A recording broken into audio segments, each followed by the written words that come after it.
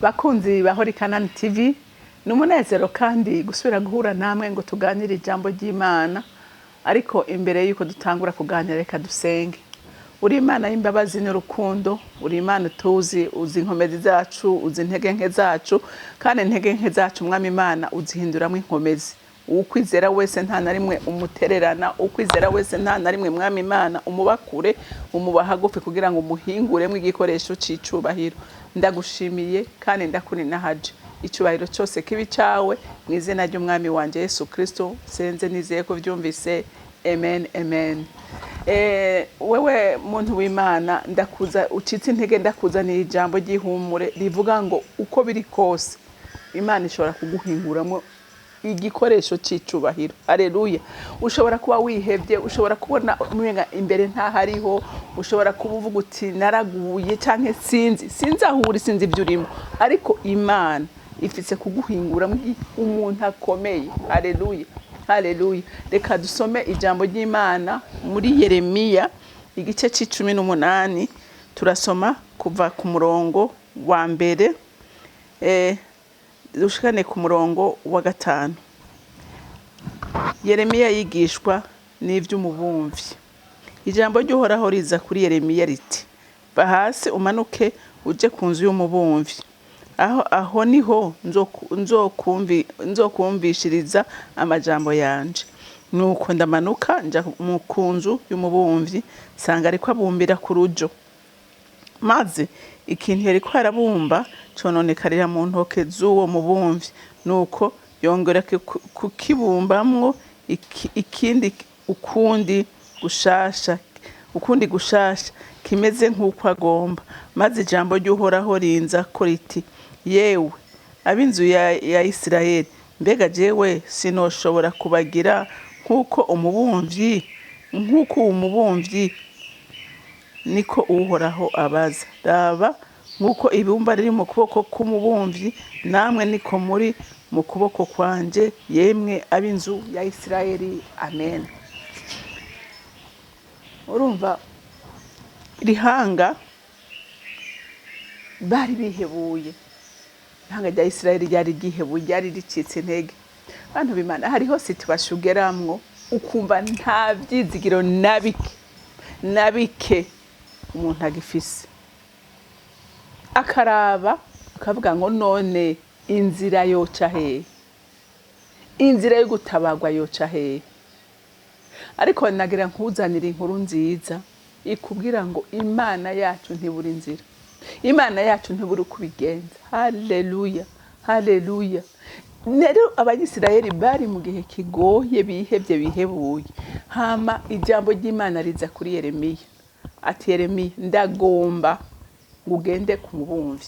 Haleluya. Kugira ngo ndakwigishe jewe Imana yawe ko nkora ukomeze. Haleluya. Atugende urabe n'umubumvyi, umwana w'umuntu, ikintu kirashobora kumupfana hama agasubira akagihingura akagikuramo ikintu kizima. Haleluya. Ngo Yeremiya aramanuka. Haleluya. Ngo aja ku mubumvyi. Ngo nuko ngo ndamanuka ku murongo wa 3. Ngo nuko ndamanuka nja mu nzu y'umubumvyi sanga ariko arabumbira ku rujo. Maze ikintu yariko arabumba cononekarira mu ntoke z'uwo mubumvyi. Mwabyumvise? Umubumvyi ngo Yeremiya arashikayo asanga umubumvyi yakase ibumba ryiwe, atangura kubumba ngo ajabona ibumba rirafyoramye. Haleluya. Nk'uko uyu munsi hari abantu bafyoramye meze iryo bumba, hari abantu bamaze kuba deforme, hari abantu binjiye mu buzima, bashaka kuba bari no muri satanisme canke bari mu bindi bintu bipfuye biteye ubwoba. Haleluya. Usa n'iryo bumba ry'umubumvyi. Haleluya. Mu ntoke z'umubumvyi. Nawe nk'umwana w'umuntu warananiwe, umva nta byizigiro, ukumva uti je ingeso yarananiye kuyiheba, yarananiye ntacyo ntakoze. Utawumva nubwo buzima ukwiye kwibera. Ariko ijambo ry'Imana rigiye kubwira uyu munsi ngo uri kibumbano cy'Uhoraho. Haleluya. Uri kibumbano cy'Uhoraho. Uhoraho ashobora kuguhinguramo ikindi kintu. Reka mwumvirize. Ngo maze ikintu yariko arabumba pardon cononekariya mu ntoke z'uwo mubumvyi uko yongera kukibumbamo ikindi ukundi gushasha kimeze nk'uko agomba. Mwavyumvise uyu mubumvyi ngo acarasubira afata ryabumba arasubira ararikata. Haleluya. Arasubira ararikata ngo hama acarasubira arayibumba neza akuramwo ico yari yifuza gukuramwo. Haleluya. Nawe uyu munsi nagira ndakubwire muntu w'Imana, amen, nawe uyu munsi Imana irashobora kugukuramo umuntu ishaka, irashobora kugukuramo igikoresho c'icubahiro. Haleluya, haleluya. Nukuri dufise ibishinga ntahe byinshi, dufise intahe nyinshi, dufise intahe nyinshi. Hari igihe abantu b'Imana umuntu agerageza umwaka umwe, agerageza ibiri, agerageza itatu, akavuga ngo ndahevye, ariko nagira nakubwira ngo reka guheba, komeza utitirize, komeza. Haleluya, haleluya. Imana umuntu wese yaremye iraza aho yokora. Haleluya, ibintu bigahinduka. N'uyo mubumvyi aravuga ati vyononekariyaha, vyononekariyaha. Arashaka kuba hagiyemo akabumba katafatanye neza, canke sindabizi, canke yagihaye iforome atari yasanga yihenze. Urumva, Imana irazi intege nke zawe, Imana irazi aho vyankiye, ishoboye gukora akantu kamwe gusa ikaguha iforome ishaka, ikagushira mu nzira igomba yaguteguriye kuva kera isi itarabaho. Haleluya, haleluya. Ngo maze ngo ijambo ry'Uhoraho ngo rinza ko riti, yemwe ab'inzu ya Isirayeli, mbega jewe sinoshobora kubagira nk'uko uwo mubumvyi, niko Uhoraho abaza. Raba nk'uko ibumba riri mu kuboko k'umubumvyi, namwe niko muri mu kuboko kwanje, yemwe ab'inzu ya Isirayeli. Mwabyumvise ngo ko iki ibumba riri mu kuboko, ico kibumbano kiri mu kuboko k'umubumvyi, niko twese sans exception turi mu kuboko k'Uhoraho. Haleluya. Nta muntu n'umwe ashobora kwisha Imana, nta n'umwe abaho. Twese Imana iradupfumbase, twese Imana iratubona, twese Imana iratuzi, tuzi amazina, ituzi icara ryacu, izi ihagarara ryacu, izi iryama ryacu, izi kubyuka kwacu, izi biri bwina mu mitima yacu. Nta na kimwe Imana itazi. Haleluya. Nta n'uwisaba uruhusha kugira ngo igukorere icyo ishaka. Haleluya. Nta n'umwe Imana isaba uruhusha. Rero yo kubumbamo uwundi muntu n'abantu bagatangara, kandi by'ukuri twama twatangaye.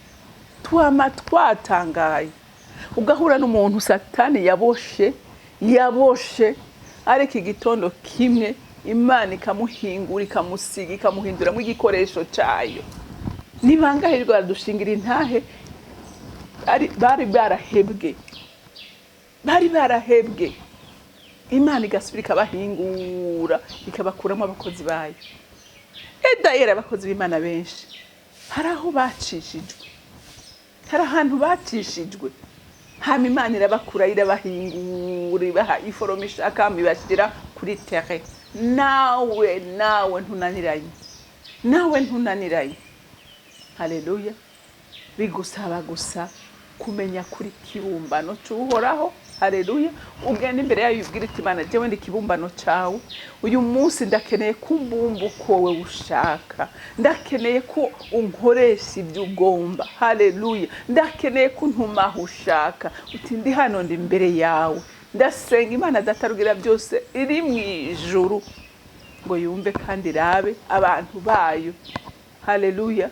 Bazimiye kugira ngo bazimuruke, bagaruke mu biganza by'ushobora kubabumba neza uko Imana igomba. Haleluya, haleluya. Hari uko ikigomba, hari uko ingomba ko. Haleluya. Ibyo rero nta wundi uri kubikora, ni Imana nyene. Amen. Haleluya. Haraho nitegereza nk'abakozi b'Imana. Ejo bundi numvise banshingira intahe, sinanagiye no kumwumviriza. Umukozi w'Imana avuye kwijabe, numva intahe yiwe, ndavuga ngo iyi Imana dusenga irakomeye. Imana dusenga ntayitokura umuntu, ntayitoshitse umuntu. Urumva ngo bavukana abana 12, mama wari umusazi, nta usangiye se nimwe nta n'uwuzise murumva umuntu w'umusazi ariko uyo muntu Imana ikamurokora yavuye mu nda y'umusazi yakuriye mu ibarabara nabo bavukana ngo barapfuye ariko ikamurokora ikamukura ikamuzana akaba ari umukozi w'Imana tubigwa n'amahanga murumva Imana irakomeye iramuhingura umusigwa aratumirwa mu bihugu bitandukanye no ngamba ko yashitse kubera iki Imana ntayitogukura yo gukura mu gikoresho cyayo kizima kiyubahisha ndireka gukangwa nibyo watiyemo kuko hari abantu b'Imana baheranwa n'amateka akabaherana ngo iwacu nta kidutumbera iwacu nta byiza iwanyu vyohava ngo yagiye kubaza ngo mama wiwe ngo amwereke papa wiwe ngo ajye kumwereka umusazi none yo mubaziki umusazi yo mubaziki rero umuntu w'Imana reka guheranwa n'amateka wumve ngo iwanyu suko wewe wotangura amateka mashasha agatangurira kuri wewe. Haleluya. Kuko nabandi barafise aho batanguriye. Rero mureke guheranwa n'amateka dufise Imana.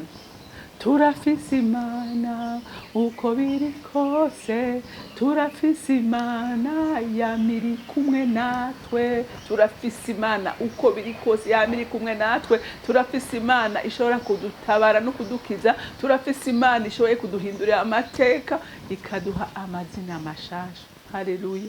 Rero muntu w'Imana nukuri ntucike intege ntiwihebe nguhere muri ivyo. Dufise Imana ikagutransforma. Abantu bakubona bagakanguka. Haleluya. Haleluya. Mwibuke wa muntu yari umusezi bateruye ikimuga cyaja gusega kwirembo ryiza ngo bakabazanye ngo ujya niwe. Ati none bishoboka. Niwe gute twamubonye hajyaye kandi ati ni jewe nyene twahuye n'umwami twahuye n'umukiza nawe je bazogutangarira babazanye ngo vyagenze gute. Rero umuntu w'Imana no kugutera intege nukuri ndumva mu mutima wanje harimo ijambo ryo gutera intege abantu kuko uyu munsi siri kwiraduhenda satani ariko araduhenda ariko dufise Imana. Turafise Imana uko biri kose. Turafise Imana itabara, turafise Imana ihindura amateka, turafise Imana ihindura ibi, turafise Imana ihindura amazina. Imana yo mwijuru rero ibampezagirira. Muremye w'ijuru n'isi uri gitangaza. Uradukunda kandi nzi neza ko imigambo dufitiye si ivyaguhabanamba ariko ni y'amahoro niyo kutugirira neza. None ndasengeye abantu bose bahe umwasi yamaze kugara ubwenga kugara umutima imbaraga zizura zibazure kugira ngo bahindukire bakugaruke kuko wewe ushoboye byose. Umubumvyi ngo nawe nyene ashobora guhindura ikibumbano cyakagira iforoma shaka nawe abo waremye bose mwami Imana uwo baha iforoma nziza ituma bagendera mu mugisha wawe. Ndagushimiye kandi ndakuri nahaje icubahiro cyose kibi cawe mu izina ryawe ryera senze nizeye ko vyumvise. Amen.